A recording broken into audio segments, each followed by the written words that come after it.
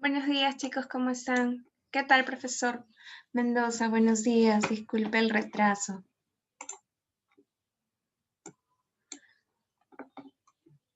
¿Nos escucha? Buenos días, profesor. Buenos días, Eduardo. Buenos días, Adriana, Ana María, Jean-Pierre, Marco, Nadine, Noemí, Piero, Ruth, Saulo, Giovanna Sofía, Cristina, Solimar, buenos días. ¿Qué tal? ¿Cómo están?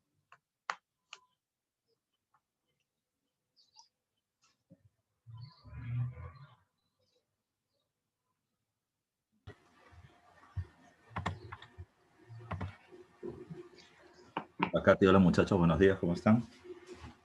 Buenos días, profesor. Bien, Iniciamos ya la clase. ya.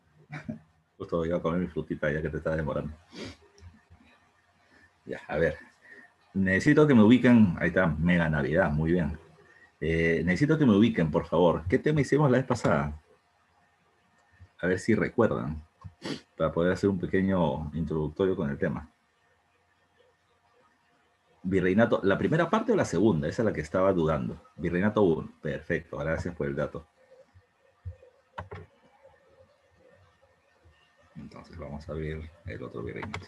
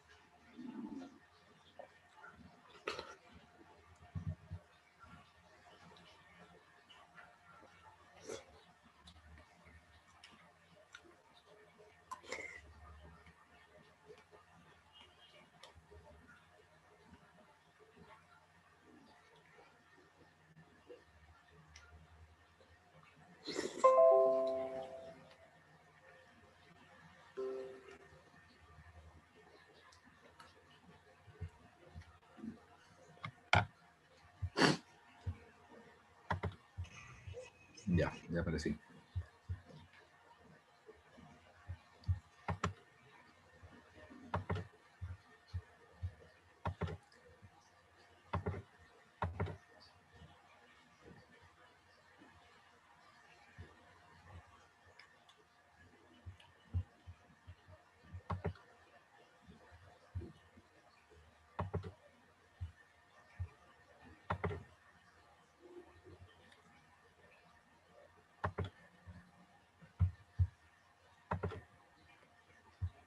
Muchachos, ¿pueden ver la diapositiva que estoy presentando ahorita? Que dice Virreinato 2, Reformas Borbónicas.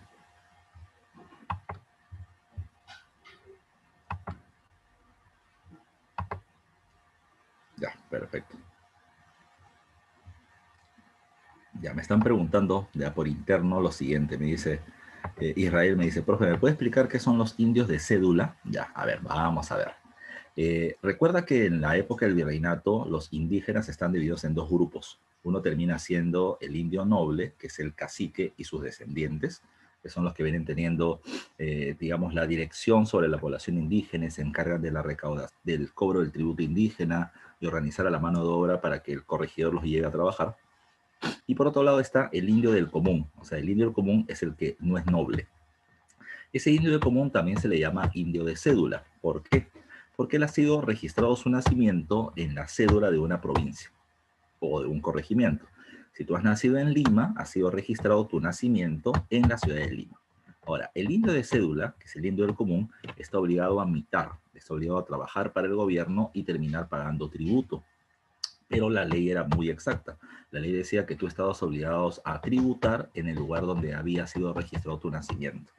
Naciste en Lima, tributas en Lima. Te vas de Lima, no pagas nada. Esa es una forma de terminar evadiendo los impuestos. Así que el indio de cédula es el indio del común, el indio que no es noble, que termina trabajando y tributando para el Estado, pero que puede evadir ese tributo si es que se va hacia otra provincia. ¿Ya? No sé si me dejé entender, Israel. Los peninsulares, sí, el español peninsular puede terminar teniendo cualquier cargo de gobierno, ¿ya? Desde corregidor o jefe de una provincia hasta virrey. El criollo van ganando puestos políticos, pero no puede llegar a ser virrey. Es un cargo exclusivo solo para los españoles. ¿Sí?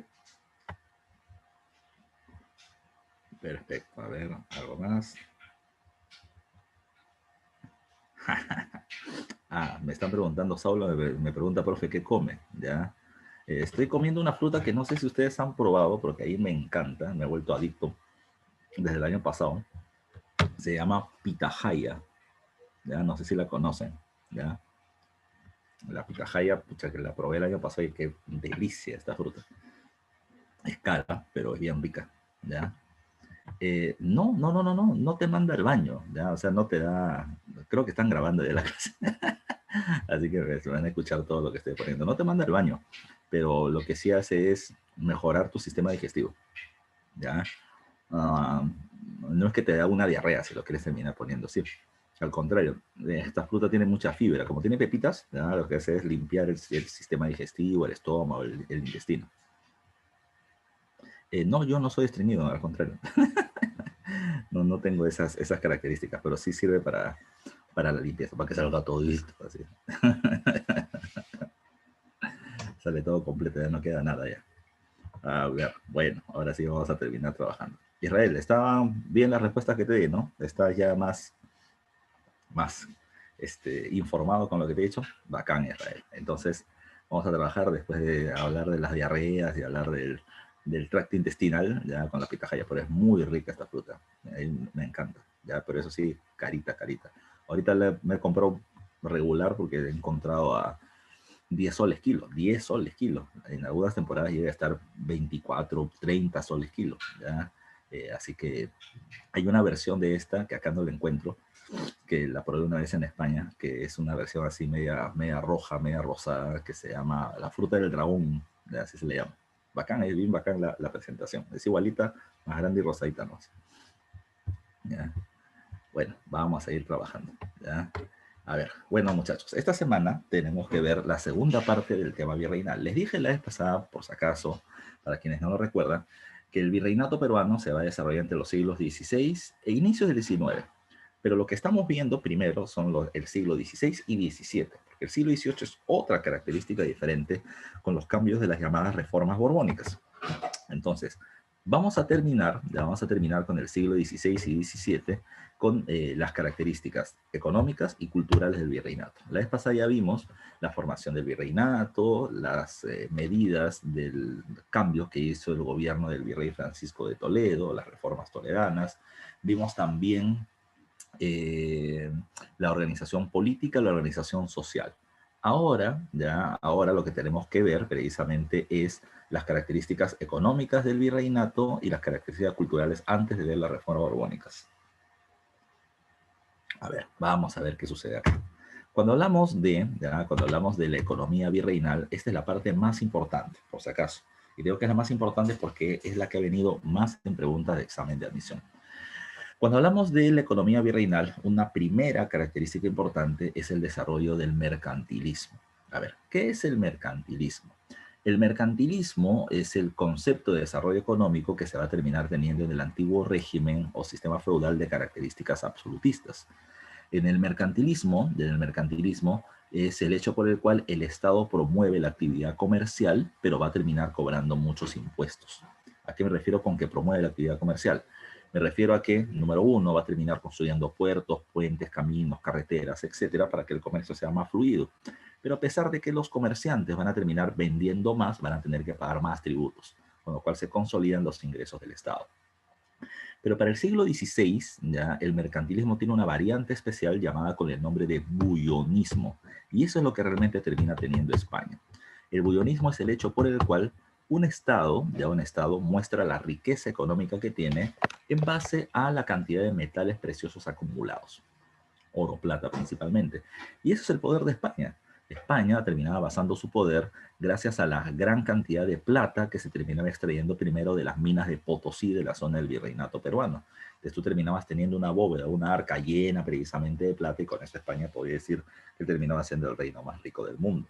El problema es que solamente era riqueza producto de la extracción, más no terminaba siendo riqueza producto de la producción.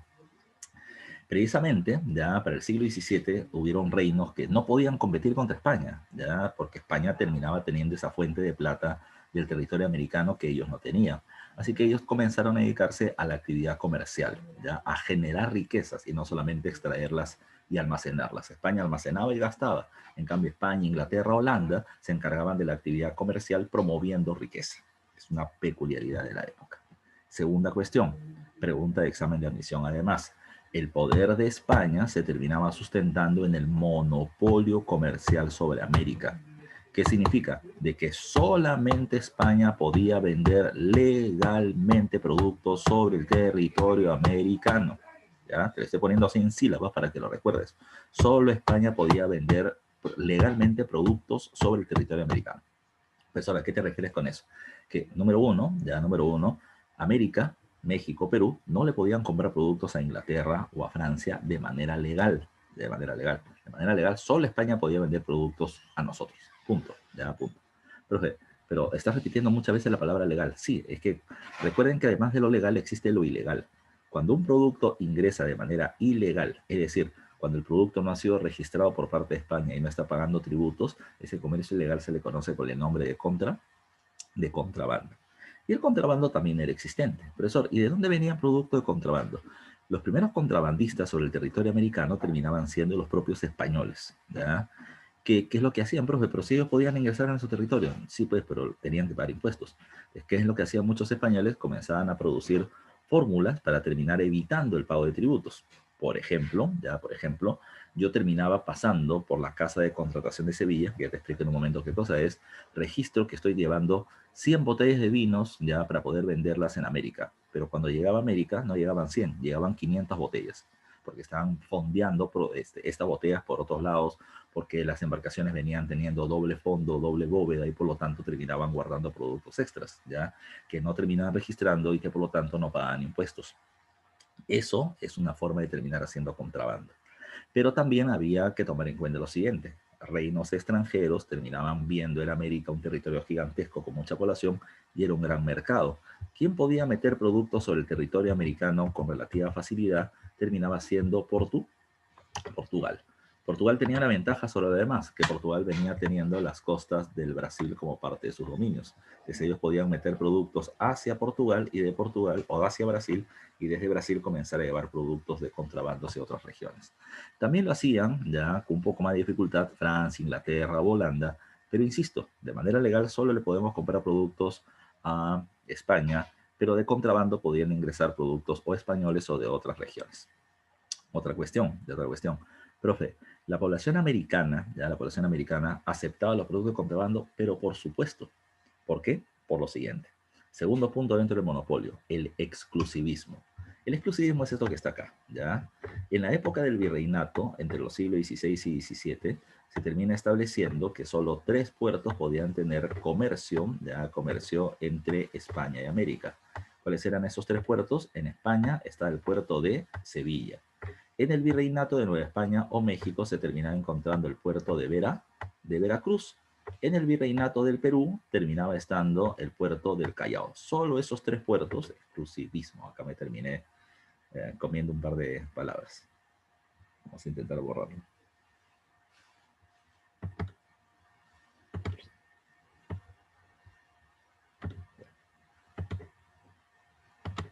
Exclusivismo.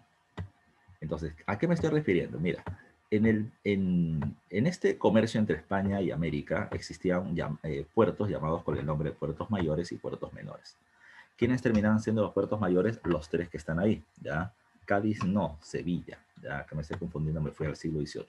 Sevilla es uno en España, Veracruz es otro, ya es otro en el territorio del Virreinato de Nueva España o México, y el tercero termina siendo el puerto del Callao en el Perú. Entonces, insisto, ¿ya? Entonces eran los 3 puertos mayores y solo entre ellos podía haber actividad comercial. Cuando un producto llegaba de Sevilla hasta el Callao, ya hasta el Callao, este terminaba encargándose de distribuir los productos en los puertos menores dentro del virreinato. No se olviden que el virreinato peruano iba desde Panamá hasta Chile, menos Brasil y menos Venezuela. Entonces, acá en el Callao había el llamado Tribunal del Consulado de Lima, y el Tribunal del Consulado distribuía los productos en los puertos menores. Es decir, nosotros le entregamos los productos a Portobelo en Panamá, a Cartagena en Colombia, a Guayaquil en Ecuador, a Valparaíso en Chile, o a Buenos Aires o al Río de la Plata en Argentina. Entonces, vamos a poner un ejemplo nada más. ¿Cómo llegaba un producto a Argentina? No, lo lógico, mirando el mapa, es que se termina haciendo solamente ese tránsito, de España hasta Argentina. ¿Ya? Así los productos terminaban llegando rápido, pero no era así. Los productos terminaban cruzando todo el Atlántico, ya todo el Atlántico, terminaban llegando hasta Panamá. En Panamá terminaban llevando los productos en carretas y en mulas hacia el Pacífico o hacia el Mar del Sur, como era llamado, llegaba hasta el puerto del Callao y del Callao se daban toda la vuelta para terminar llegando hacia el territorio argentino. Los productos que llegaban de Argentina llegaban muy tarde y muy costosos precisamente por todo el viaje que se tenía que hacer. Por eso es que terminaban prefiriendo productos del contrabando. Llegaban rápidos y eran baratos porque no terminaban pagando impuestos. Así que el mismo sistema comercial americano alentaba el sistema de contrabando por su lentitud, por si acaso. Ya no se olviden de eso. ¿Ya? ¿Qué más hay que tomar en consideración?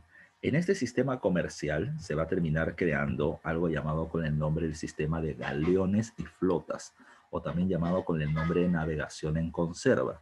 Profe, ¿qué es eso? Toma en cuenta que desde España hacia América terminaban llegando productos como ropa, herramientas, vino, etcétera, ¿ya? Y los productos que iban de América hacia España principalmente terminaban siendo metales preciosos como oro en muy poca cantidad y plata en mayor cantidad. Como habían metales preciosos, toma en cuenta que en el camino, en el océano Pacífico y Atlántico, había una gran posibilidad de robos, de robos. Por lo tanto, ¿qué es lo que pasó? ¿Quién robaba? ¿Robaba el pirata o el corsario? Piratas y corsarios terminaban siendo de manera común ladrones en el mar, con la diferencia que cuando te robaban los piratas, todo se lo llevaban ellos. Y cuando te robaban los corsarios repartían el motín, el robo, mitad y mitad con una corona que los estaba defendiendo, militar y jurídicamente, ¿ya? Que principalmente era el gobierno de Inglaterra. ¿Ya? Entonces, para poder evitarse ese sistema de robos, las embarcaciones comerciales ya no salían de a una, salían en grupo. Ese grupo de embarcaciones comerciales se llamaba flota. Y esa flota era protegida por barcos militares llamados con el nombre de galeones, ¿ya? Galeones, para poder enfrentarse a los intentos de robo en el camino. No se olviden de ese dato. Otra cuestión más. ¿Cómo se establecía el tráfico comercial? Ya te dije, 3 puertos mayores o exclusivos eran los que venían teniendo el contacto. Así que todo el comercio entre España y América, entre España y sus colonias, era dirigido por una institución que aquí está representada en el mapa, llamada con el nombre de la Casa de Contratación de Sevilla. ¿Ya? Es decir, ahí se registraban los productos, la tripulación y los impuestos que se debían pagar por los productos que salían hacia América o que llegaban a España desde el territorio americano. Además, la Casa de Contratación era el máximo tribunal comercial que existía entre España y sus colonias. Y dentro del territorio americano, y en el caso del Perú, estaba el Tribunal del Consulado de Lima, que se encargaba de hacer 2 cosas. Uno, determinar ¿cuál podría ser la palabra exacta? A ver, no me sale la palabra exacta. Es como que si es que de España terminaban saliendo 100 botellas de vino, acá tenían que llegar 100 botellas de vino. Era el segundo punto de control para poder evitar el contrabando entre España y América. Y lo más importante del Tribunal del Consulado es que se encargaba de la distribución comercial de los productos dentro del Virreinato del Perú y en sus puertos. ¿Ya? No se olviden. Vamos a seguir avanzando. Todo lo que te estoy diciendo es carne, ¿eh? Todo es pregunta, examen de admisión. ¿Qué ha sido pregunta, examen de admisión? El monopolio. ¿Qué ha sido pregunta, examen de admisión? El exclusivismo. ¿Qué ha sido pregunta, examen de admisión? El control del comercio por la Casa de Contratación de Sevilla.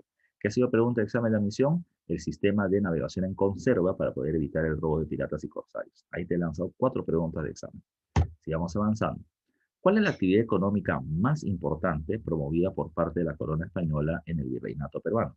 Sin duda termina siendo esta. Ya la actividad económica más importante promovida por el gobierno español termina siendo la minería. ¿Por qué? ¿Ya? ¿Por qué? Porque la corona española terminó tomando un tributo muy importante llamado con el nombre del Quinto Real.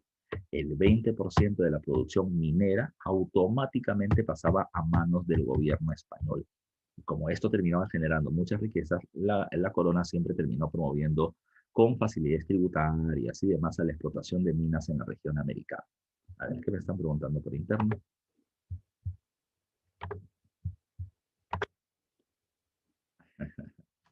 Ya Gasparro me dice, sí, existía. Ahora, escuchen, podríamos hablar un montón del tema. ¿Cuál es la diferencia entre piratas y corsarios? Los piratas terminan siendo pirañas, ya terminaban siendo embarcaciones entre pequeñas y medianas que terminaban apareciendo en cantidad y boom, rodeaban a las embarcaciones que estaban terminando transportando algún recurso, las asaltaban, llegaban, saltaban sobre ellas, había un enfrentamiento, robaban, se repartían el botín, ¡buf! Desaparecían, ya perdiste la causa, y se iba, ya. En el caso de los corsarios era diferente, ellos sí terminaban teniendo embarcaciones más fuertes, y sobre todo embarcaciones militares que les daba el gobierno que los oficiaba, ¿ya? Y si eran perseguidos, ellos entraban al territorio marino del Reino de Inglaterra y ¡ah! Salían los barcos de guerra de Inglaterra a decir, ¿qué pasa acá? ¿Ya?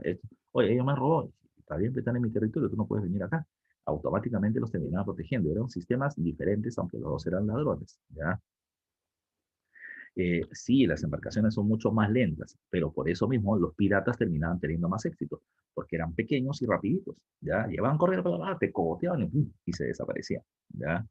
Sir Francis Drake ya termina siendo el principal corsario del gobierno inglés, ¿ya? Y va a terminar teniendo amenazado las costas del Mar del Sur o del Océano Pacífico en el siglo XVII y terminó entrando un par de veces al puerto del Callao, ¿ya? Por si acaso, ¿ya?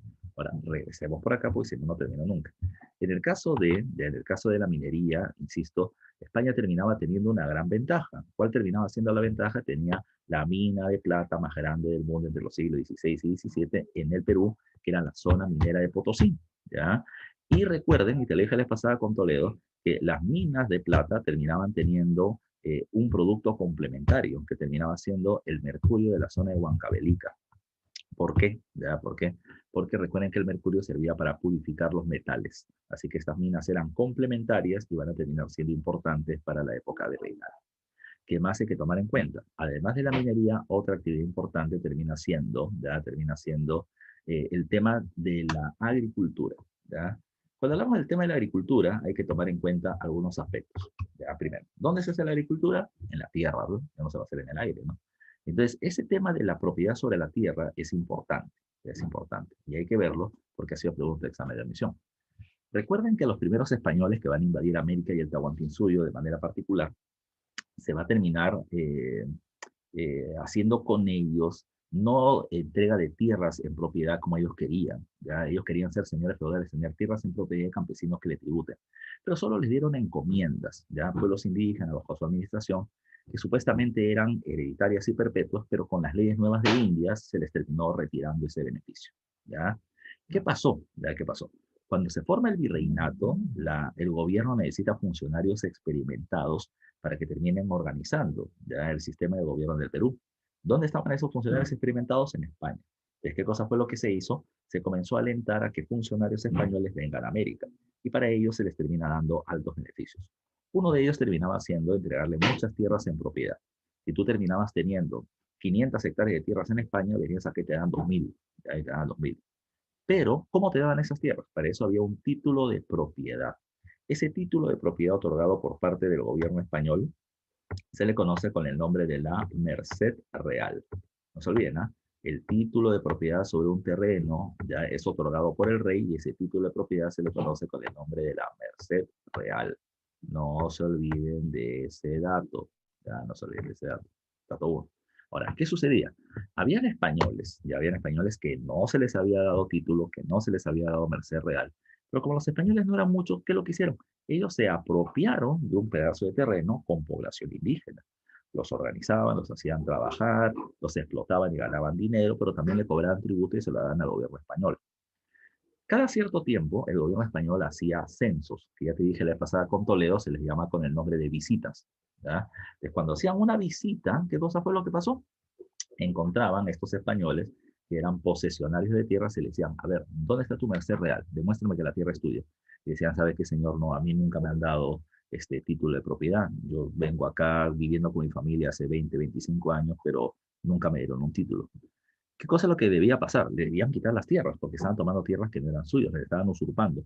Pero el gobierno español se dio cuenta, insisto, que número uno, no hay muchos españoles como para ocupar todo el territorio. Segundo, estos españoles ya organizaron a la población indígena, vienen cobrando tributos, vienen generando ingresos para el Estado. No es justo ni además inteligente quitarle las tierras. Por eso mismo se creó una segunda fórmula, que ha sido 2 veces pregunta, examen de admisión, la composición. ¿Qué era la composición? La composición terminaba siendo el hecho por el cual un español terminaba pagando una multa por haber tomado una tierra que no era suya, pero al pagar la multa o composición le entregaban la propiedad sobre la tierra. Te repito, título de propiedad sobre el terreno, merced real, ¿ya? Multa para poder recibir el título de un territorio que ya venías tomando, composición, ¿ya? No se olviden, pregunta, examen de admisión. Ahora, estas tierras, ¿para qué eran utilizadas? Podían ser utilizadas para la agricultura y se llamaban haciendas, o podían ser utilizadas para la ganadería y se llamaban estancias. Estancias. ¿Quién era la mano de obra que terminaba trabajando en estos terrenos? Bueno, dependiendo de la zona. En la zona de la costa, ¿ya? Quienes van a terminar trabajando principalmente termina siendo población negra, ¿ya? Negros en condición de esclavos, ¿ya? Descendientes de africanos o traídos desde el África.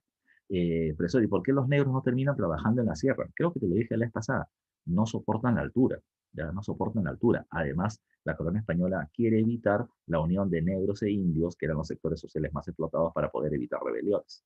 En la sierra solamente terminan trabajando los indios y muchos de ellos en condición de mitayo, pero en el caso de la agricultura en condición de yanacona. No recibe un salario, pero sí recibe una porción de tierra, la cual va a terminar cultivando y los productos que tiene los va a terminar vendiendo porque tiene que pagar el tributo indígena y tiene que comprar productos, no se olviden de eso. Así que esto es lo que está ligado al tema agropecuario, ¿ya? ¿Qué más hay que tomar en cuenta? Otro negocio existente en la época terminaban siendo los llamados obrajes, que era un obraje terminaban siendo los centros de producción textil.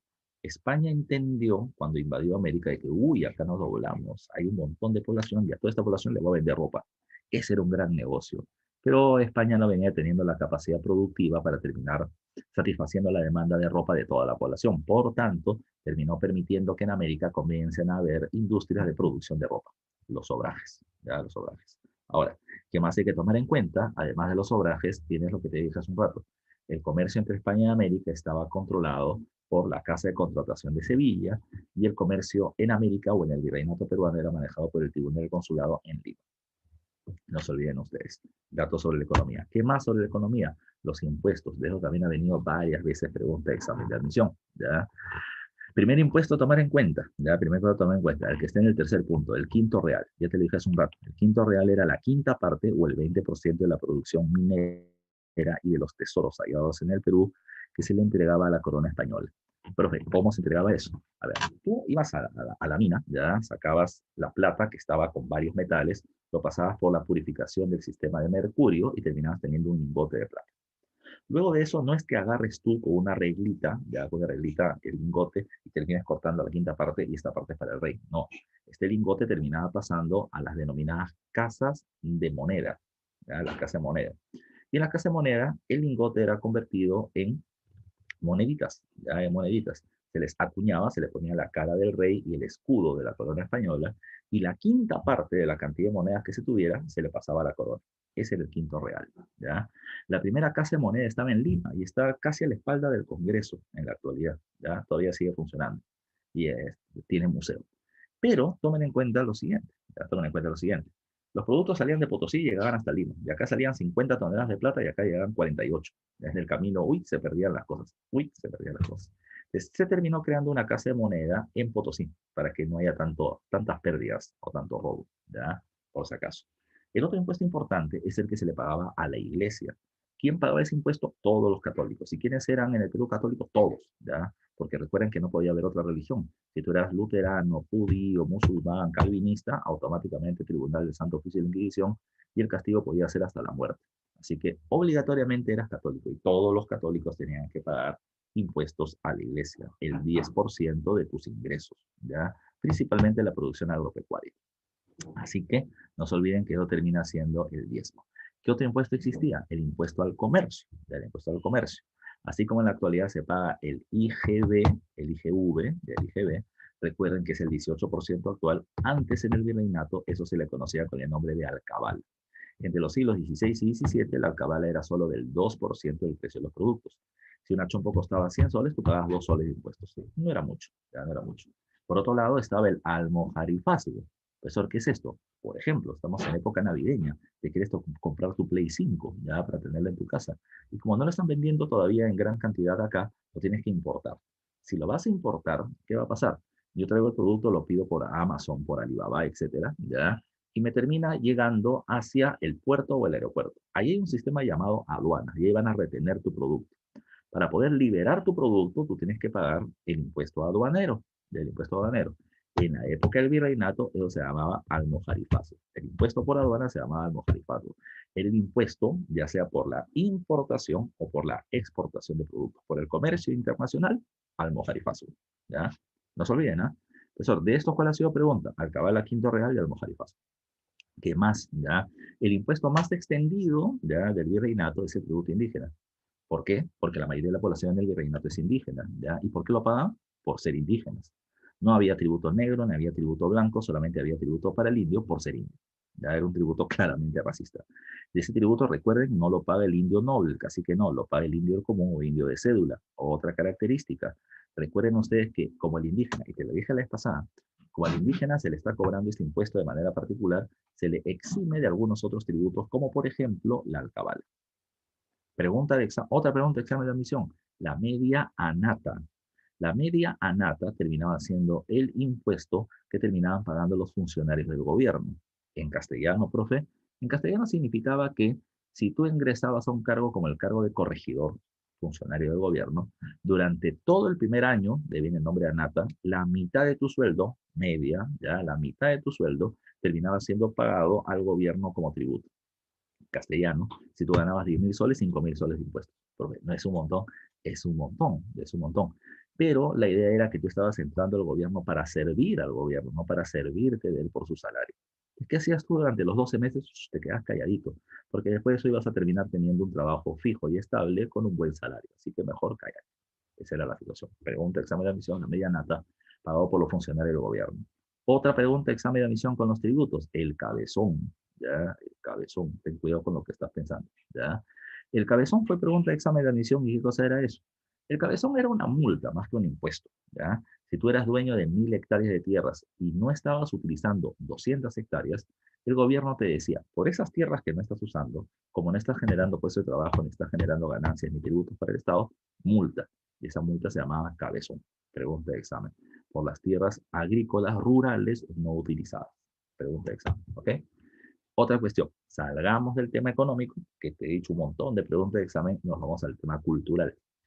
Una cuestión fundamental de la cultura en el virreinato peruano es que estaba transversalmente, ya, transversalmente ligada a la religión católica.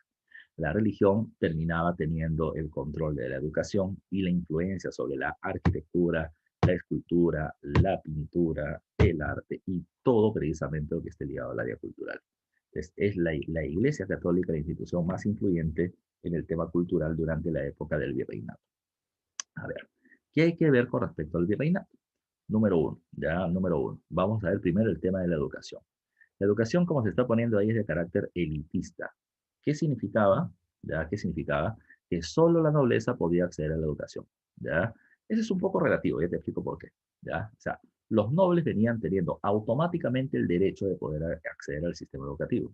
Si tú eras noble blanco, ya sea español o peninsular, o noble criollo o indiano, terminabas teniendo directamente acceso a la educación formal de los colegios menores, mayores y universidades o superior. ¿Ya?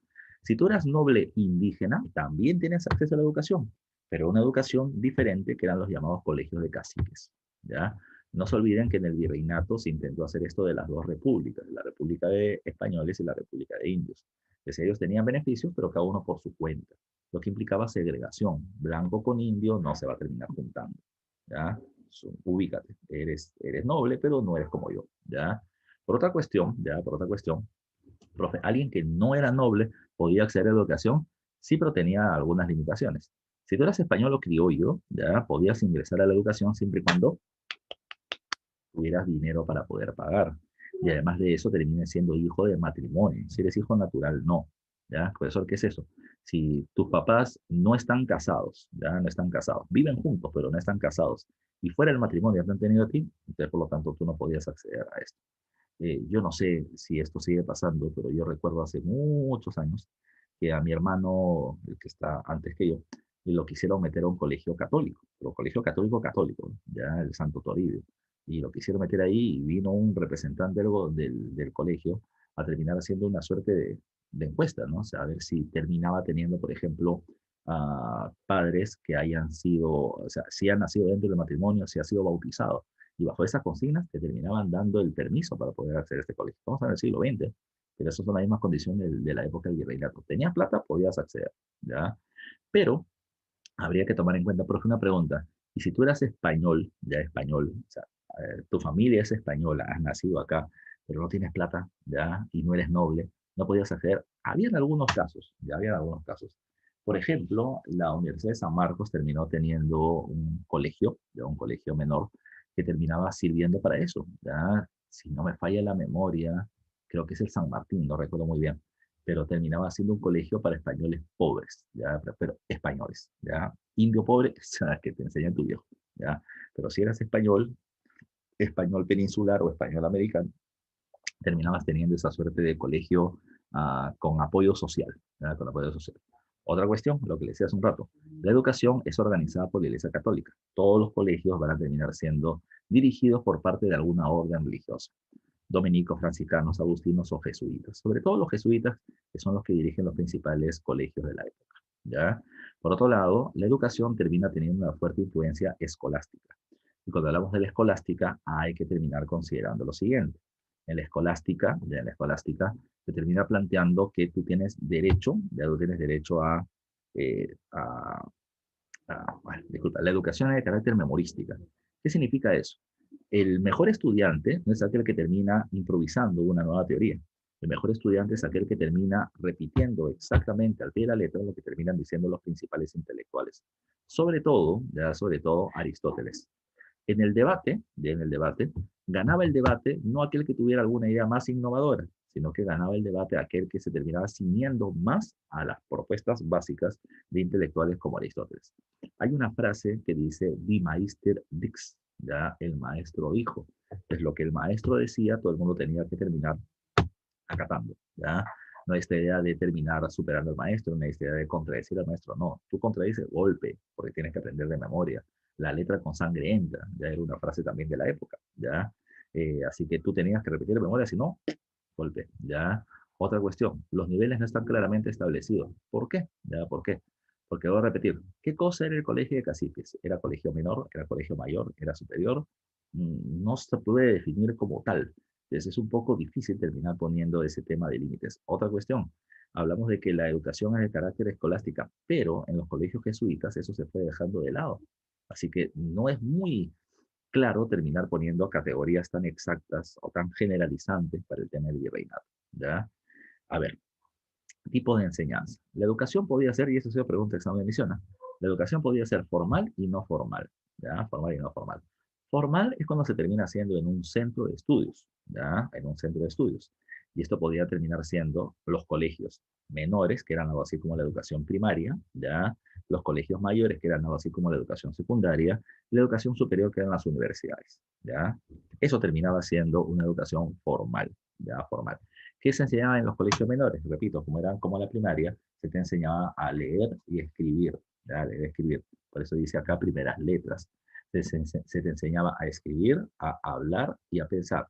Recuerden, no sé si se acuerdan, o no sé si han visto esto ya en la Historia Universal, que en la Edad Media se promueve algo como llamado como las 7 artes liberales, el trivium y el quadrivium. Y el trivium terminaban siendo las letras.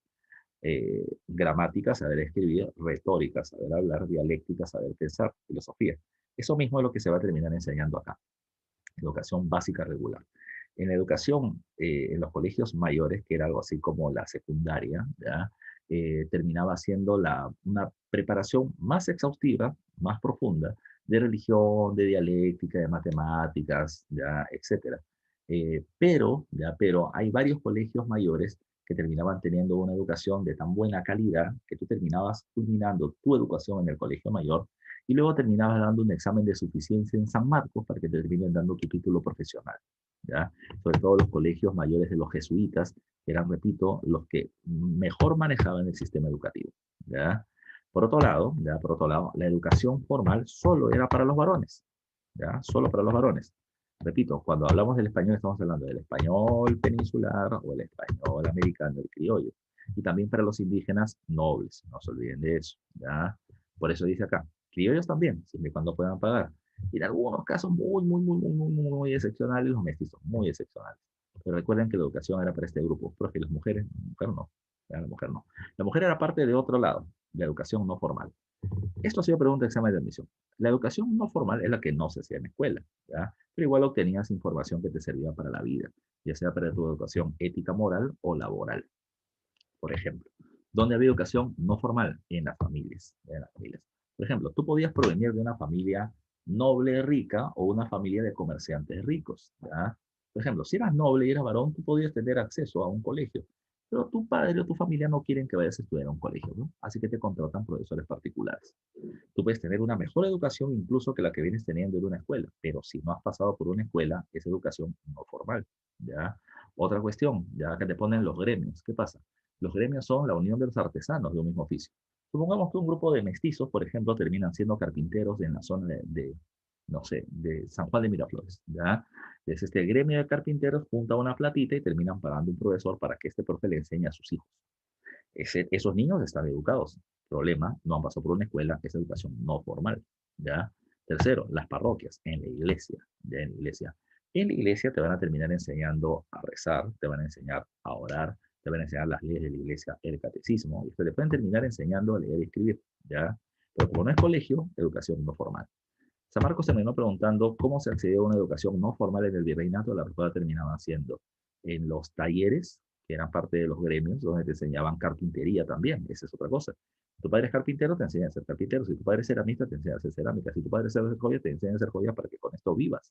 Entonces, en el taller también había una educación no formal, pero también en las iglesias o las parroquias, no se olviden de eso. Y acá sí entraban las mujeres, porque la mujer tenía que ir a misa, y a la mujer se le terminaba enseñando a seguir el patrón o el modelo de la Virgen María. ¿Ya? Esa es una buena cuestión, o es una cuestión interesante. A la mujer no se le daba educación académica, a la mujer se le terminaba enseñando moral y ética como la Virgen María. Ser virgen hasta el matrimonio, terminar siendo una mujer de su casa, encargada de sus hijos, terminar siendo una mujer sumisa ante el hombre, que termine siendo dirigida por el jefe de familia, que es el varón. Y la pregunta es, ¿por qué se le termina educando así? Porque ese era el patrón que se quería enseñar a la población de manera general. ¿Y quién es la que termina educando a los niños? La mujer. Así que mientras que tengas a la mujer con un parámetro ya de educación, eso va a terminar repercutiendo en los niños a futuro.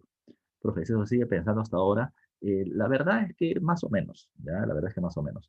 Pero en la realidad y es cada vez más difícil, porque en muchos casos las familias terminan siendo monofuncionales, o sea, ya no está papá y mamá, sino que muchas veces están separados y la mamá es la que termina cuidando a los hijos. O papá y mamá trabajan y ya no están precisamente ahí para cuidar o educar al niño. Entonces, cada vez más difícil es el sistema educativo, ¿ya? Ahora, ¿quién termina criando a los hijos? Quien cría a los hijos se llama celular, ¿ya? Con tus hermanos jugando todo el día en el celular o hasta ustedes mismos, ¿ya? ¿Quieres conocer algo? YouTube, ¿ya? ¿Quieres ver algo? YouTube. ¿Quieres conocer a alguien? Internet. ¿Ya? Así que ahí te educan, ¿ya? Mal educado, pero ahí te educan, ¿ya?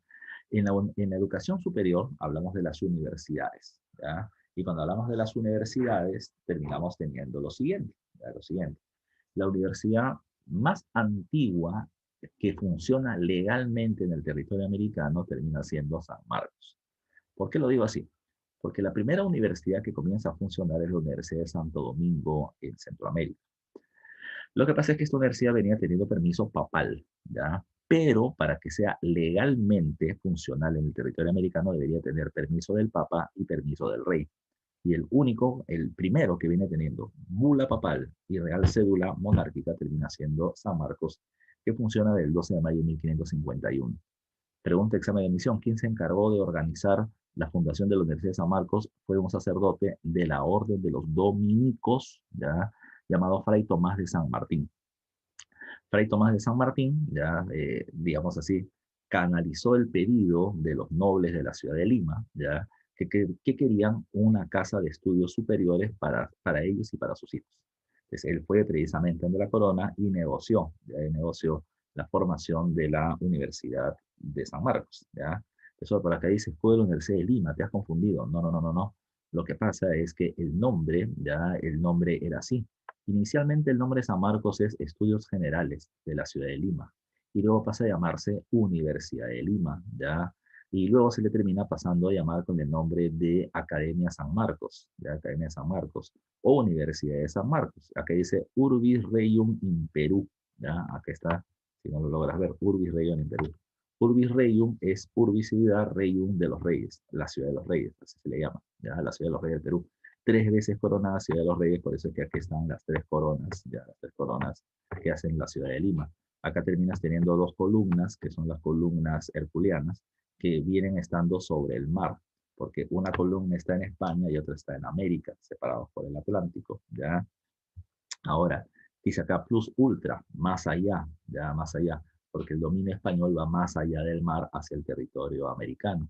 Acá está la figura de San Marcos, acá la imagen de un león, acá dice SM San Marcos, y abajito hay una planta que tiene una fruta, que es la lima, porque está en la universidad de la ciudad de Lima, ¿ya? Es parte de esta iconografía del escudo de la universidad. Salimos de acá y nos vamos al arte. En el arte hay varias cosas precisamente que se pueden hablar, pero todo está ligado, no se olviden, a la influencia de la religión católica. Cuando hablamos del arte colonial, ya que encontramos, número uno, terminamos teniendo el caso de la arquitectura. ¿Ya? La arquitectura. La arquitectura, dice acá, destaca en un tipo de variante llamado con el nombre del barroco. ¿Ya? A ver, el barroco como estilo arquitectónico se caracteriza, ¿por qué? Por la alta ornamentación. ¿A qué nos referimos? A que, por ejemplo, esta termina siendo la portada de la iglesia de la Merced que se encuentra en el Jirón de la Unión, en el centro de Lima. Cuando tú pases por ahí, en algún momento, al frente, por ejemplo, está un Plaza Vea y un Oeshle, y al costado está un Saga Falabella, ¿ya? Acá tú vas a terminar viendo la portada y vas a terminar encontrando, por ejemplo, que las columnas que acá te están poniendo, ¿ya? Las columnas que están por acá, terminan siendo no solamente una columna recta, ¿ya? Sino que terminan teniendo una suerte de trabajo intrincado alrededor, donde le terminan poniendo un montón de detalles de hojas, de plantas y de arrugas y demás. En la imagen de los santos y las vírgenes que están precisamente en el púlpito, tú vas a terminar encontrando que las mismas terminan teniendo dedos flexionados, donde se muestra falange, falangina, falangetas, uñas, se termina mostrando, por ejemplo, ojos con pestañas, con cejas, con arrugas en la frente, y le ponen mucho detalle. Como le ponen mucho detalle, está muy ornamentado, muy cargado. Eso se llama barroco. Más cargado que eso se llamó el churriguresco. El churriguresco, más sobrecargado todavía. Y había otra variante que terminó apareciendo luego llamado con el nombre del rococó, que es el barroco francés, ¿ya? Y todo esto es parte de la arquitectura de la época. Difícil que terminen preguntando por los estilos de arte y sus diferencias, pero por si acaso hay que tenerlo en cuenta, ¿no? La arquitectura entre los siglos XVI, XVII y XVIII en el Perú van a estar ligados al barroco, rococó y churriguresco, ¿ya? Ahora, ¿qué es lo que destaca en la arquitectura? Va a terminar destacando, por ejemplo, las portadas de las iglesias, como la que les estoy mostrando, que es la iglesia de la Merced, pero también van a terminar destacando las cúpulas. ¿Qué es la cúpula? Es la parte más elevada precisamente de la iglesia. Si tú vas por el centro de Lima y terminas mentalmente sacando las construcciones modernas, es decir, del siglo XIX, del siglo XX, del siglo XXI, ¿ya? Si las sacas mentalmente, tú vas a darte cuenta que las construcciones más altas terminaban siendo las iglesias, ¿ya? Lo que mostraba el poder de la iglesia y la influencia social que terminaban teniendo. Y además, ¿por qué hacían una cúpula tan alta? Porque esa era la forma de poder estar más cercano a Dios. Mientras más alta, mientras que un campanario sea más grande, etcétera, era una muestra del poder, ¿ya? El poder de la iglesia. Y de esa iglesia, de esa orden religiosa en particular, ¿ya? Por otro lado, también se terminan encontrando los balcones de las casonas. Esa es la otra característica de Lima. Las casonas venían teniendo balcones que se terminaban sobresaliendo, como terrazas. Esa era la peculiaridad de la época. En el caso de la escultura, también va a tener una fuerte influencia religiosa y va a ser una escultura principalmente en madera, donde destacan los retablos. Los retablos que hasta ahora se siguen haciendo en Ayacucho terminan siendo como casitas portátiles que se terminan abriendo y adentro se ponían imágenes religiosas principalmente de Jesucristo, de su nacimiento, de su martirio ante su muerte y demás. También están las sillerías corales. Esta sillería, por ejemplo, está en la Catedral de Lima, ¿ya? Esto de acá termina siendo, en la parte inferior, acá hay para que se sienten los sacerdotes, ¿ya? Para que se sienten los sacerdotes que van a terminar escuchando misa, o para que se sienten las personas que van a terminar cantando la misa ya en el momento en que se termina haciendo esta ceremonia. Pues se dice sillería del coro, ya del coro. La gente estaba sentada, se paraba y cantaba alguna canción que el sacerdote terminaba estableciendo. ¿Qué cosa es el púlpito? El púlpito es el lugar donde el sacerdote termina haciendo la misa, ya la misa. Pero el púlpito también terminaba estando ligado a lo que está atrás. No sé si habrás visto, si has ido alguna vez a las iglesias del centro de Lima, te vas a dar cuenta que atrás hay una pared gigante con un montón de esculturas y demás. Y por lo general las esculturas podían ser hechas de madera, de un solo bloque de madera gigante con un montón de imágenes religiosas, ¿ya? También terminas encontrando las imágenes religiosas, santos, vírgenes. Te recomiendo cuando se pueda, si es que no lo has hecho alguna vez, que te vayas al centro, no a las iglesias de tu barrio, la del centro porque son más tradicionales y veas todas las esculturas que están en realidad. Mira solamente las esculturas de los santos o de los papas, ya hechas de madera con figuras muy realistas, ya para esta época es muy especial. Las bóvedas, la bóveda es el techo, pero el techo que tú ves desde adentro, ya, y es muy bonito precisamente los techos que hacen producto de la fuerte influencia cultural de la iglesia en aquel entonces. En el caso de la pintura hay una cuestión muy especial que termina siendo la llamada escuela cusqueña. La escuela cusqueña, o también llamada escuela mestiza, dirigida por Diego Quispe-Quito, se va a caracterizar por algo, por realizar una suerte de mestizaje entre la tradición occidental cristiana y las características andinas. Por ejemplo, acá se termina poniendo la imagen de el arcángel Miguel, ¿ya? Los arcángeles son algo así como los generales del ejército de Dios. Y el arcángel Miguel es importante porque él termina enfrentando y derrotando a Lucifer, Satanás, y lo bota del cielo, ¿ya? Si tú logras ver acá, viene teniendo como una suerte de lanza, ¿ya? Con la que está clavando a alguien y él termina siendo Lucifer cuando lo derrota. Pero la vestimenta que tiene de colores rosados y rojos terminan siendo vestimentas muy de colores andinos. Otra que a mí me gusta mucho son las imágenes de las Madonas o las vírgenes que hacen la escuela cusqueña. ¿Por qué? Porque aparece la Virgen María con Jesús en sus manos, pero la Virgen María se le termina poniendo una ropa así, como forma de cerro. ¿Por qué? Porque como en la población andina los cerros terminaban siendo sagrados, entonces ellos terminaban haciendo la relación entre el cerro andino sagrado y la Virgen María sagrada. Peculiaridades precisamente del arte de la época de la colonia. Ahora, nos vamos a la parte fuerte.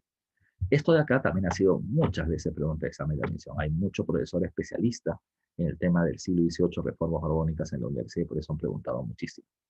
A ver, te decía yo en la clase pasada que entre 1648 y 1750 los criollos terminaron comprando un montón de títulos de nobleza y cargos de gobierno, haciéndose muy poderosos e influyentes dentro del sistema virreinal.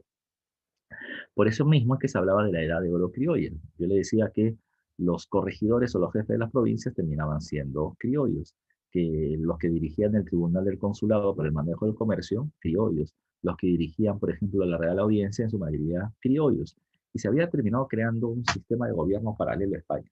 Había un virrey que era enviado por España, pero lo único que tenía que hacer el virrey era acoplarse al gobierno criollo colonial, ya durante todo este periodo.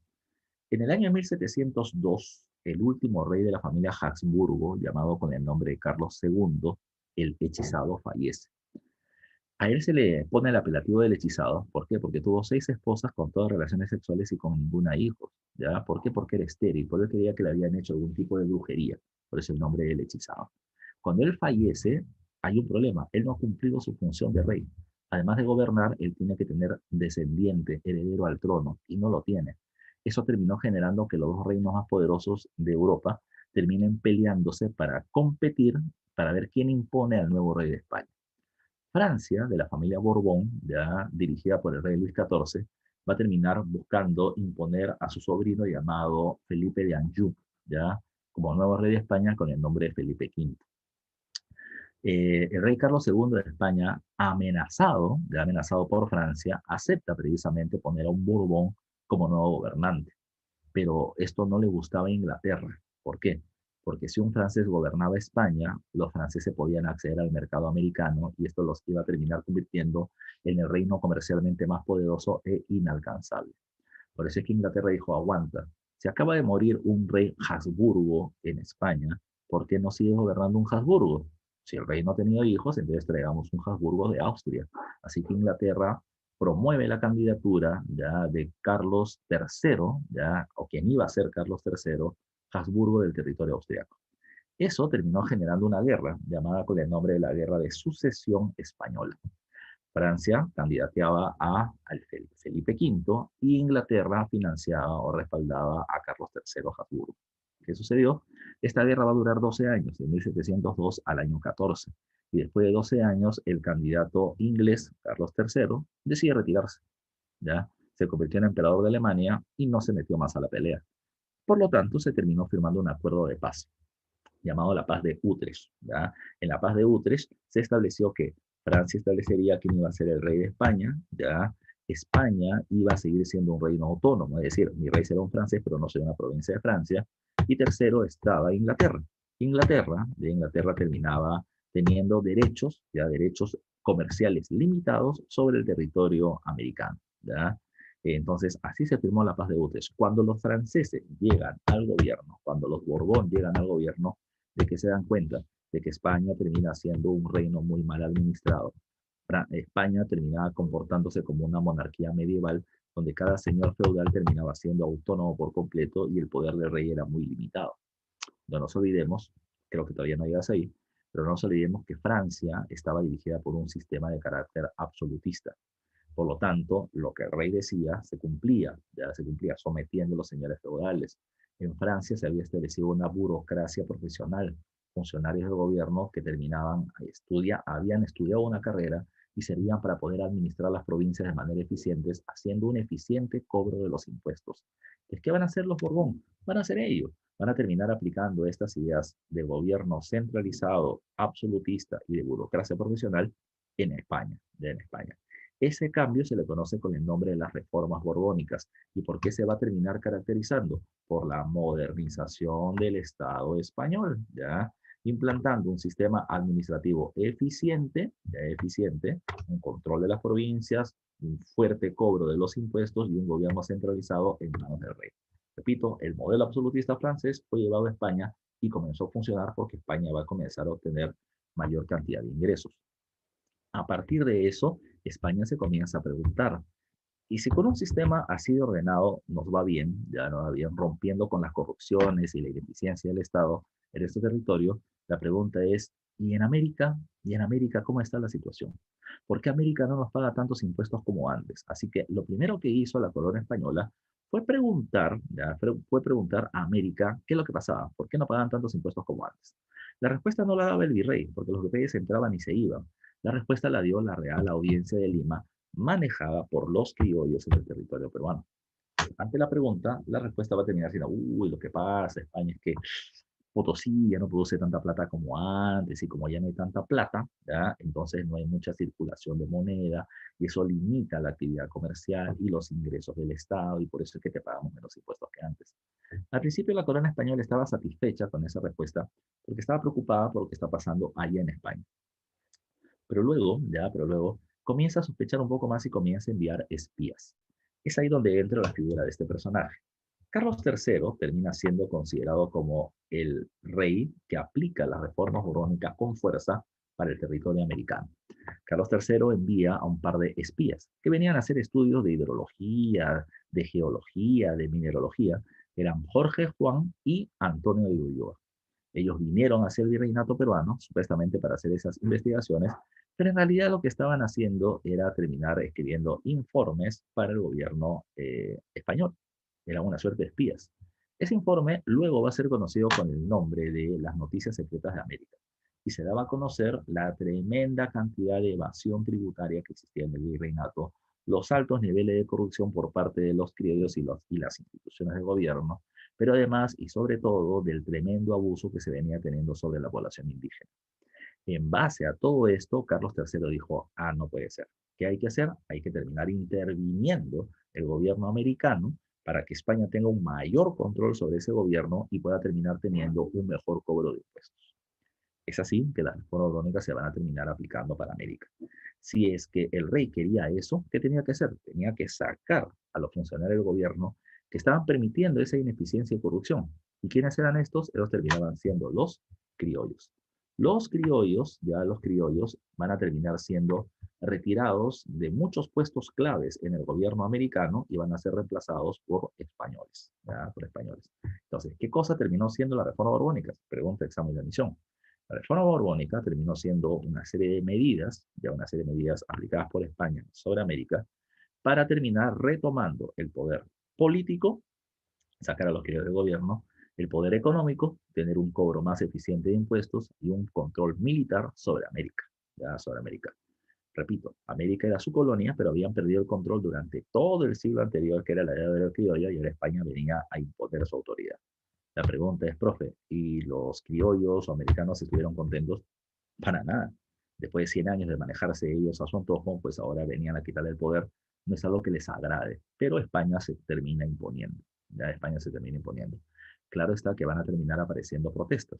Las rebeliones indígenas y las rebeliones criollas van a terminar haciéndose visibles, pero es algo que vamos a ver todavía en la próxima clase. Ahora, siguiendo con el proceso. Entre las reformas que se van a terminar aplicando, la primera que hay que ver es el tema de la reforma política, ¿ya? Entonces, lo que les decía, si España quiere retomar el control sobre América, tiene que sacar a quienes tienen el control de manera real, que terminan siendo los criollos. Entonces, ¿qué va a hacer? Influencia política y le va a quitar una serie de cargos de gobierno. Por ejemplo, la Real Audiencia, el Poder Judicial, el real centro del poder político sobre el virreinato del Perú. ¿Qué hace la corona española?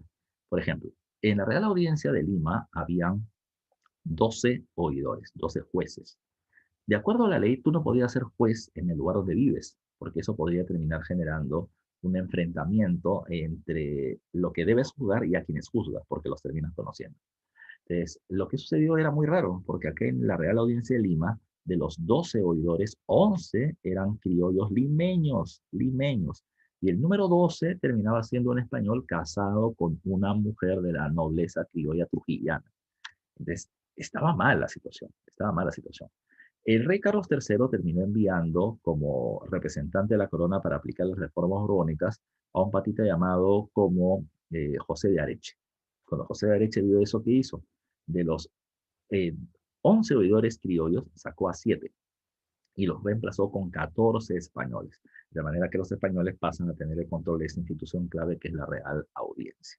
Eso de qué pasó con los otros 4 criollos que quedaron. Bueno, dejó a los más viejos y los terminó dejando amenazados de que si hacían algo en contra de España, si permitían corrupción, los iban a terminar aplastando. Entonces, la corona entró con la pierna muy en alto, aplastando a los criollos, no solamente de la Real Audiencia, los votó de los corregimientos, de muchos de ellos, los terminó sacando de la Real Hacienda, del Ministerio de Economía, del Tribunal de Consulado. Se hicieron una serie de golpes contra los criollos por el cual su influencia se vio reducida. Y esto los criollos lo golpeó. Otra cuestión que es importante hablar con respecto al caso, el Perú. Ya el Perú. El virreinato peruano, te dije la vez pasada, entre los siglos XVI y XVII, ¿qué cosa era?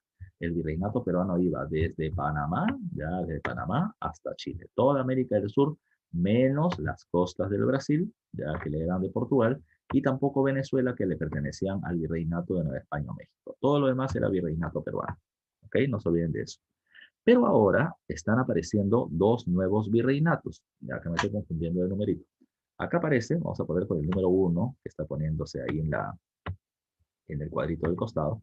Con el número 1 aparece el virreinato de Nueva Granada. Nueva Granada termina siendo los territorios de Ecuador actual, Colombia, ya Colombia y Panamá. Esos territorios eran Nueva Granada, 1717. Y en 1776 aparece con el número 2 por acá, ya, 2 en el cuadrito, que viene apareciendo el virreinato del Río de la Plata. El virreinato del Río de la Plata está conformado por ¿quién? Está conformado por parte de, número 1, ya, número 1, Argentina, número 2, Bolivia y número 3, Uruguay, ¿ya? Ese dato es importante, ¿por qué? ¿Ya? ¿Por qué? Porque el virreinato del Perú, donde los criollos peruanos, sobre todo limeños, terminaban teniendo tanto peso y podían ocupar cargos en la Real Audiencia de Lima, en la Audiencia de Charcas en Bolivia, en la Audiencia del Rey de la Plata en Argentina, en la Audiencia de Quito, en la Audiencia de Panamá, en la Audiencia de Santa Fe de Bogotá, en cualquier lugar los criollos limeños mandaban. Pero como ahora aparecen dos nuevos virreinatos, los criollos de esas regiones también van a terminar queriendo cargos. Y de esa manera los criollos limeños se van a terminar viendo muy limitados. La corona española está aplicando una política bien simple: divide y vencerás. Están enfrentando a los criollos entre sí para debilitarlos y para que España termine siendo la que impone el orden. ¿Ya? La que impone el orden. Por eso decía acá, se reduce la influencia de los criollos limeños, porque ya no van a tener peso en otras provincias, porque en esas regiones españoles y criollos ocupan los cargos y ya no como antes los criollos limeños, y se les quitan muchos cargos públicos debilitando su poder. Otra más, ya, otra cuestión importante que se va a establecer. En la reforma territorial no solamente se va a terminar estableciendo la creación de los nuevos virreinatos, sino que también van a terminar naciendo las llamadas capitanías generales. Capitanía general ya hace referencia a zona militar, la zona militar. Y se van a crear dos zonas militares, la número 4, que es la Capitanía General de Chile, y la número 5, que es la Capitanía General de Venezuela. La pregunta es, ¿para qué? ¿Ya? Y la respuesta es bien simple. Mira, cuando en el año 1714 se firma la paz de Utrecht, ¿ya? Y a Inglaterra se le termina dando algunos beneficios comerciales momentáneos sobre América, también se le dio una serie de territorios. Se le termina dando Honduras, por ejemplo, Jamaica, por ejemplo, en América, y también las islas de Mallorca, Menorca, ya en la zona de España, y una región importante que se llama el Estrecho de Gibraltar. Gibraltar servía para poder mantener o controlar el tráfico comercial entre el Mediterráneo y el Océano Atlántico. ¿Ya? España le pide a Inglaterra que le devuelva sus territorios. Y España devuelve la mayoría, o Inglaterra devuelve la mayoría. Y lo único que no devuelve es Gibraltar. Y España durante mucho tiempo, y hasta ahora, terminó presionando y presionando y presionando a Inglaterra para que les entregue Gibraltar. Y en esta época, ¿qué sucedió? Inglaterra dijo, mira, ¿sabes qué? No me presiones, compadre. Ya te he entregado todo, pero Gibraltar no te va a terminar dando. Y si me sigues presionando, ya, y si amenazas con atacarme, no te preocupes, hazlo, porque yo voy a terminar atacando tus colonias americanas. Ante ese temor, el gobierno español dijo, a ver, si es que Inglaterra nos ataca en la zona de América del Sur, nos podría atacar, por ejemplo, en el Atlántico. Y la primera zona de defensa que tengo en el Atlántico es Venezuela. Pero se termina creando una zona militarizada o Capitanía General de Venezuela. Si los ingleses entran al Pacífico, lo van a tener que hacer por el Estrecho de Magallanes. Y por lo tanto, la primera zona de enfrentamiento sería en Chile, y por eso se crea la Capitanía General de Chile. Son zonas de defensa militar. Profe, una pregunta. ¿Y del Perú no se creó ninguna zona de defensa militar? Por supuesto que sí. Y alguno de ustedes seguramente ha ido hasta de paseo en el colegio. Se construye la fortaleza del Real Felipe para proteger el puerto del Callao como parte de esa defensa militar ante posibles ataques de Inglaterra. Otro dato más, y otro dato más. El territorio peruano, no se olviden, va a estar conformado por una serie de provincias llamadas con el nombre de corregimientos. ¿Ya? Corregimientos. Pero, aplicando precisamente las medidas francesas de las reformas borbónicas, se va a terminar reemplazando los corregimientos con gobiernos provinciales, ya con gobiernos provinciales más eficientes llamados con el nombre de intendencias. ¿Ya? Las intendencias son, dice ahí, la división político-administrativa que se crea para centralizar el poder. Ya no habían 50 y tantos corregimientos, ahora habían solamente 8 intendencias. ¿Ya? 8 intendencias, que están precisamente descritas acá en la parte inferior. Este es el mapa del Perú, y del número 1 al número 8 terminamos teniendo las intendencias. La intendencia de Trujillo, que si te das cuenta no es Trujillo actual, va desde lo que vendría a ser Guayaquil en Ecuador, ¿ya? O Guayaquil en Ecuador, hasta la zona más o menos de la mitad de Ancash, y va a terminar teniendo parte de la sierra, inclusive Cajamarca. ¿Ya?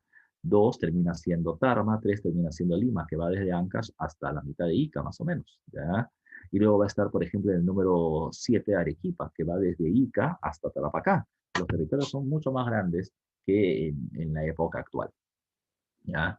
Además, hay que tomar en cuenta que los intendentes, que son los funcionarios de este lugar, también terminan siendo impuestos por otra cosa, porque los corregidores o jefes de las provincias se habían vuelto demasiado abusivos, sobre todo por el tema de los repartos mercantiles, que terminó generando el malestar y los levantamientos de la población indígena durante ese periodo. ¿Ya? Es algo que vamos a ver en la siguiente clase que hablemos de Tupac Amaru. ¿Ya? Ahora, ¿qué más hay que tomar en consideración? ¿Ya? Otra cuestión importante en el tema judicial es la creación de la Audiencia del Cusco. Pero ese tema de la intendencia y la audiencia del Cusco prefiero tocarlo cuando la próxima clase veamos Tupac Amaru II. ¿Ok? A ver, otra cuestión más. La reforma en el aspecto económico. Ya la reforma en el aspecto económico. Insisto, ya insisto. Eh, América no era una región que no tuviera plata para terminar pagando más impuestos, sino que había una tremenda cantidad de corrupción, ¿ya? Un ineficiente sistema de control de la corrupción y por eso es que había una tremenda evasión tributaria. De esta manera, la corona española va a terminar generando muchos cambios en este aspecto también. Por ejemplo, uno de los cambios que termina estableciendo la corona es que los virreinatos no pueden tener comercio entre ellos. Profesor, ¿cómo es eso? No te olvides que en América del Sur ahora hay tres virreinatos. Perú, Nueva Granada, entre Colombia y Ecuador, y el Río de la Plata en el sur. ¿Qué pasaba? Antes el tráfico comercial en esta región del virreinato de Perú era muy común, pero ahora ya no. Ya, pero ahora ya no. ¿Eso qué implicaba? Por ejemplo, entre el siglo XVII y parte del XVIII se había terminado generando rutas comerciales dentro del territorio peruano. Por ejemplo, la ruta del obraje o la ruta de las telas. La ropa, los obrajes, terminaban habiendo en todas partes del Perú, pero los más importantes estaban en Quito, Quito, Ecuador. Y donde si ellos eran los productores, ¿dónde estaban los compradores? Donde había plata. ¿Dónde había plata? Potosí, en Bolivia. Entonces, la ropa salía de Ecuador, pasaba a Trujillo, de Trujillo a Lima, de Lima a Cusco, de Cusco a Potosí. Esa era la ruta de la ropa. Claro, una chompa salía de Quito con un precio de 30 soles, llegaba a Trujillo y costaba 40, llegaba a Lima y costaba 50, llegaba a Cusco y costaba 60, llegaba a Potosí y costaba 80, porque ellos eran los compradores. Entonces, los comerciantes intermediarios iban ganando plata y estos eran los peruanos principalmente. Y se afectó ese negocio en el momento que ¡pah!, se cierra, que el virreinato o que la zona de Quito pasa al virreinato de Nueva Granada y la zona de Potosí pasa al Río de la Plata o al virreinato del Río de la Plata en Argentina. Se rompe la actividad comercial. No solamente había eso, habían otros negocios importantes. Para las minas era muy, muy, muy importante el consumo de alcohol y el consumo de hoja de coca. ¿Ya? La hoja de coca, ¿por qué? La hoja de coca porque la gente estaba chachando para terminar soportando el tremendo dolor del trabajo tan esforzado que terminaban existiendo. Y por lo tanto, en el momento que se rompe, ya que se rompe el comercio con Potosí, se rompe precisamente esa ruta comercial tan importante. Otra cuestión. Si no teníamos nosotros Potosí, ya, la plata no salía por el puerto del Callao, ahora terminaba saliendo por el río de la Plata por otro factor importante. Seguramente la medida comercial más importante que termina estableciendo la corona española es esta de acá, el Decreto de Libre Comercio del año 1778. A ver, hay que tener cuidado. Cuando hablamos de libre comercio, no hay que pensar en libre comercio como TLC, que se viene teniendo en la actualidad, que Perú tiene comercio con cualquier país del mundo. Eso no pasaba en esta época. El decreto de libre comercio establecía la ruptura del exclusivismo, ¿ya? Del exclusivismo entre los puertos mayores. Seguimos siendo parte del monopolio español, ¿ya? Solo España nos va a vender productos, pero de España ya no salen productos solo de Sevilla. Pueden salir de Sevilla, pueden salir de Cádiz, de Badajoz, de Almería, de cualquier puerto de la región española. Y si venían hacia América, pueden llegar al Callao o a los otros puertos menores. Es decir, pueden venir directamente a Buenos Aires, ya directamente a Buenos Aires, o podían ir a Portobelo, o podían ir a Valparaíso, o al Callao. O sea, ya no tenían que venir obligatoriamente al Callao. Esto termina, como dice ahí, afectando al Callao. El Callao pierde el monopolio o el exclusivismo comercial. Como ahora los productos españoles se distribuyen entre varias otras regiones, ¿qué pasó? El comercio del Callao disminuye drásticamente. Profe, ¿como cuánto? Como 76%. Nosotros pasamos a ser el puerto que más comercio recibe de España. Recibimos el 24% de los productos traídos de España. Pero si bien 24 es, digamos, el más beneficiado en comparación a otros puertos como Valparaíso, Buenos Aires o demás, hay que tomar en cuenta que antes recibíamos el 100% y ahora recibimos el 24%. Tres cuartas partes de negocios se han visto perjudicadas. Los comerciantes criollos limeños una vez más fueron golpeados. Pierden cargos, pierden influencia y ahora se ven perjudicados en la actividad comercial por la competencia que van a tener con otros puertos. No se olviden de eso. Pues me estás queriendo decir entonces que los criollos al ser tan golpeados evidentemente se van a rebelar. Ya veremos eso en la próxima clase. ¿Ya? En el tema fiscal, en el tema tributario, ¿qué pasó? ¿Ya? ¿Qué pasó? Por ejemplo, se van a terminar elevando algunos impuestos. La alcabala, que era el 2% del precio de los productos, ahora va a terminar subiendo hasta el 6%. Profesor, en Simple, pero si tú antes pagas un impuesto de 2 soles por una chompa que te costaba 100, ahora pagas 6. No parece mucho, pero si tú te terminabas siendo un comerciante que terminaba vendiendo productos por $1.000.000 al mes, antes pagabas $20.000 de impuestos y ahora pagas 60.000. Ahí sí hay una diferencia muy elevada, ya muy elevada. Por otro lado, la corona española tenía una idea bien simple. Todo aquel que tenga comercio y gane plata va a tener que pagar impuestos, ya todos. Eso ¿a quién afectó? Eso afectó al indígena. El indígena no pagaba alcabala, porque ya le cobraban el tributo indígena. Pero ahora habían un montón de indígenas comerciantes como José Gabriel Condorcanqui y Tupac Amaru II. Entonces le van a decir, tú ganas plata por comercio, también vas a terminar pagando impuestos, ¿no? ¿Ya? Y le van a terminar fregando su negocio. Por otro lado, vamos a ponernos a pensar en quién más que se va a terminar viendo afectado. El que también se ha afectado con este sistema, ya con el sistema termina siendo el poblador común y corriente. Antes el indígena no pagaba alcabala, ahora sí la va a tener que pagar. Pero ¿dónde está el mayor problema? Si al comerciante tú le cobras más impuestos, el comerciante dice, ya pega, yo los pago, pero voy a terminar subiendo el precio de los productos, que lo pague el consumidor, ¿verdad? Que lo pague el consumidor. Y al fin y al cabo, el poblador común y corriente es el más afectado porque va a tener que pagar más por productos que termina consumiendo. Y esto comienza a afectar duramente el bolsillo de la población indígena. Segundo caso. Como todo aquel que gane plata va a tener que pagar impuestos, entonces esto también afectaba, por ejemplo, a la iglesia. A la Iglesia Católica, a las órdenes religiosas que venían teniendo negocios como obrajes, textiles, como haciendas agrícolas o estancias ganaderas, no se le cobraba impuestos porque terminaban siendo negocios para financiar la obra de Dios. Ahora la corona española dice, me llega, ya tú ganas plata, pagas impuestos. Y esto termina afectando mucho el bolsillo de la población o de las órdenes religiosas. El tercer caso termina siendo el caso del corregidor.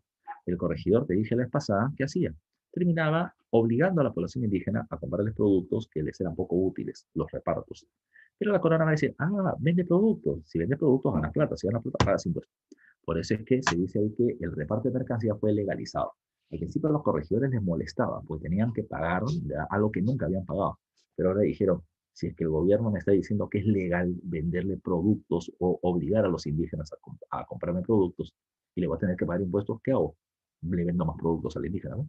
Si antes les vendía 1 o 2 productos, ahora le vendo 6 y los indígenas van a tener que comprar. Eso va a terminar generando un duro golpe a la población indígena.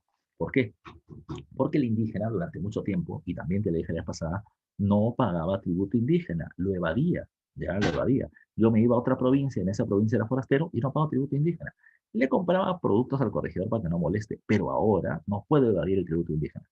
La corona española estableció, todo indio y todo mestizo paga tributo indígena donde vive.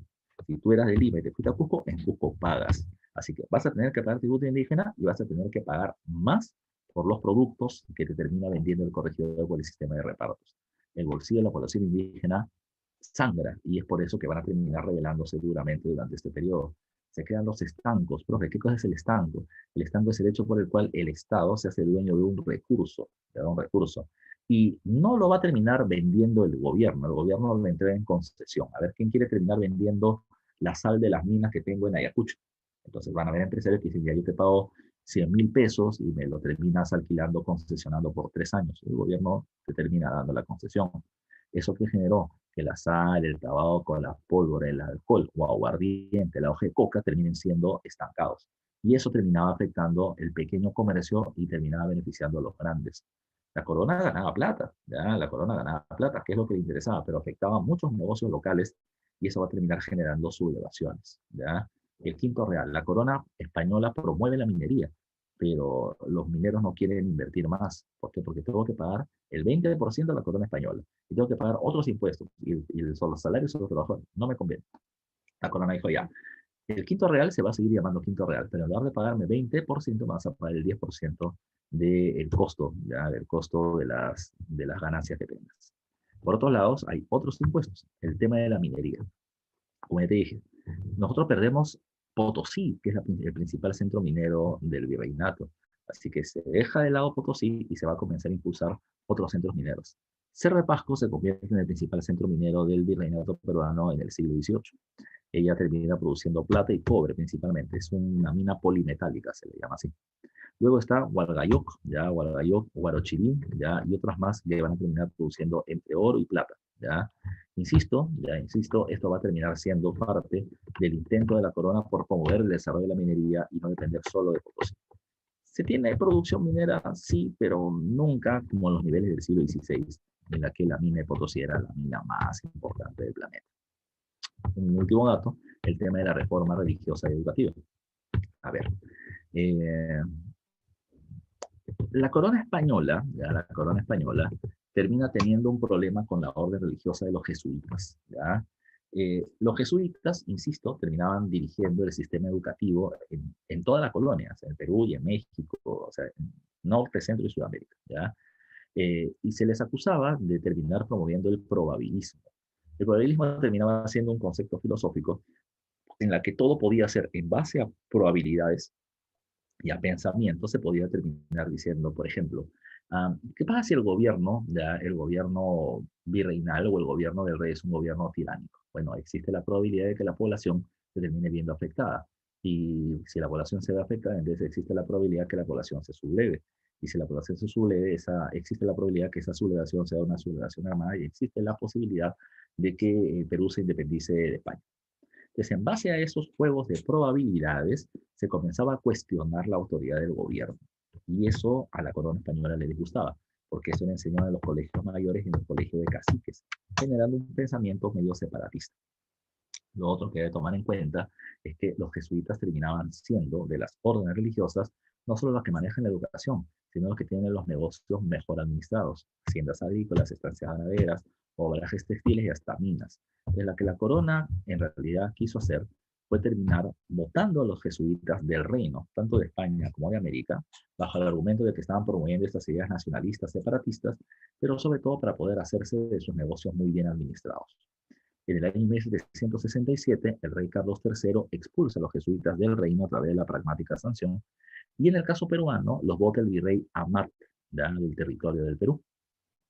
Todos los negocios que venía teniendo los jesuitas van a terminar pasando a administración del Estado a través del Tribunal de Temporalidades. Ellos controlan los negocios jesuitas y luego lo van a terminar entregando en concesión o en venta para aquel que lo quiera comprar.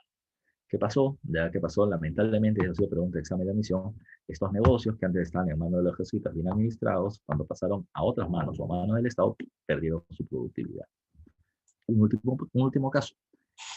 En este periodo, ya del siglo XVIII, recuerden que en Europa se está promoviendo una corriente filosófica de pensamiento llamada la Ilustración.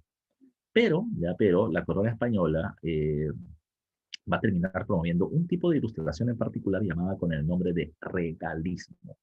Profesor, ¿qué cosa es el regalismo? Era el despotismo ilustrado. Es decir, era terminar considerando de que el poder del rey era superior e incuestionable, pero se podían hacer reformas al sistema de gobierno o a las formas precisamente de poder establecer obras públicas.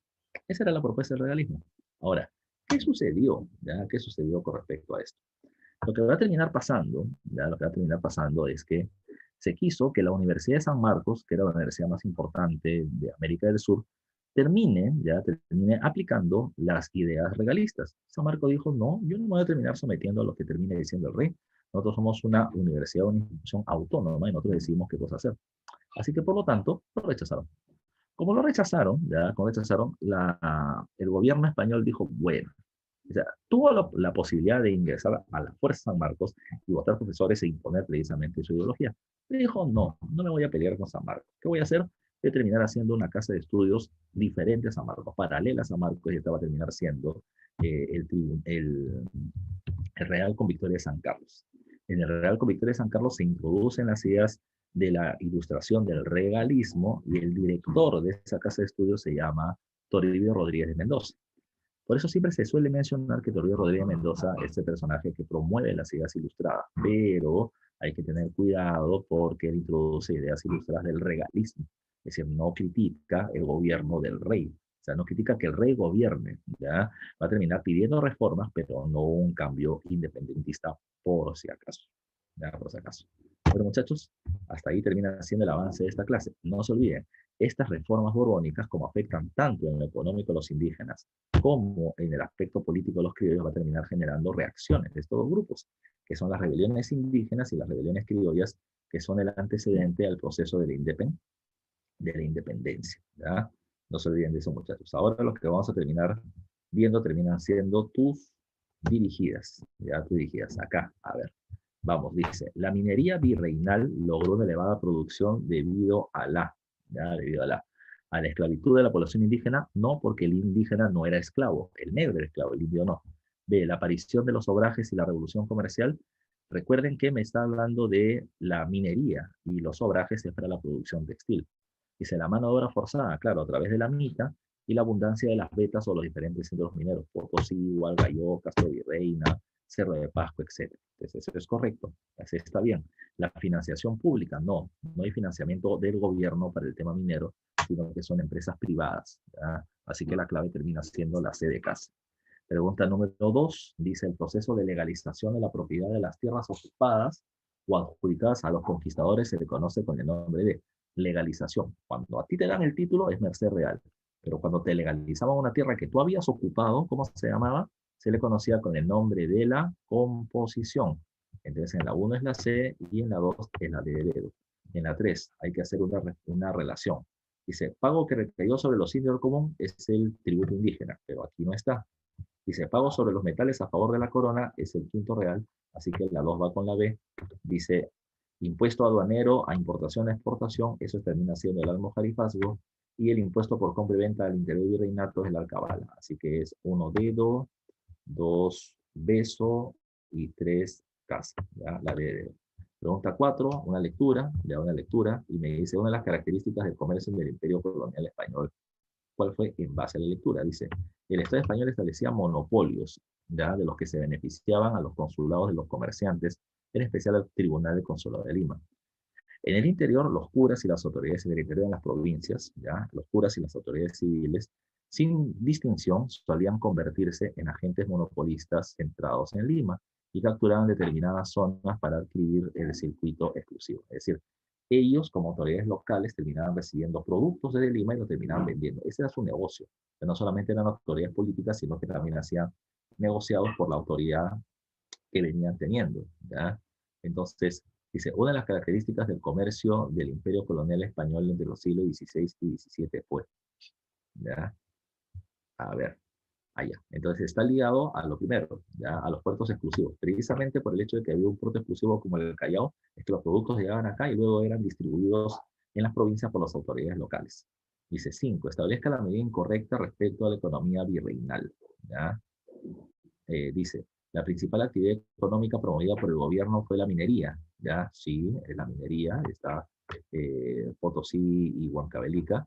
El comercio entre España y América era regulado por la Casa de Contratación de Sevilla, también, eso era correcto. España ejercía monopolio sobre América, es decir, ningún otro reino podía vendernos legalmente mercancías, esto también es correcto. Dice, la principal mano de obra en los centros agrícolas de la sierra, pero los esclavos negros no, porque el negro trabaja en la costa principalmente.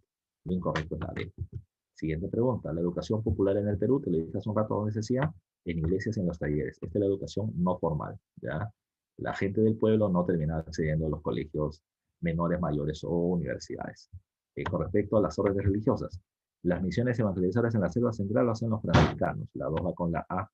Dice, fundan Niquitos y son expulsados por el rey Carlos III. ¿Quiénes son expulsados? Los jesuitas.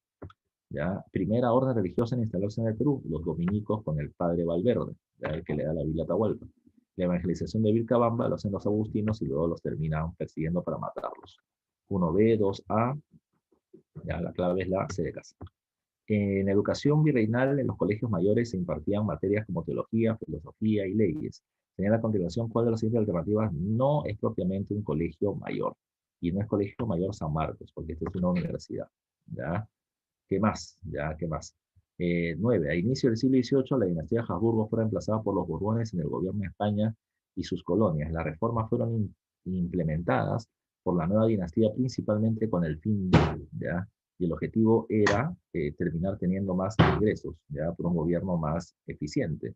Así que, por lo tanto, incrementar los ingresos de la corona provenientes de sus colonias, ¿ya?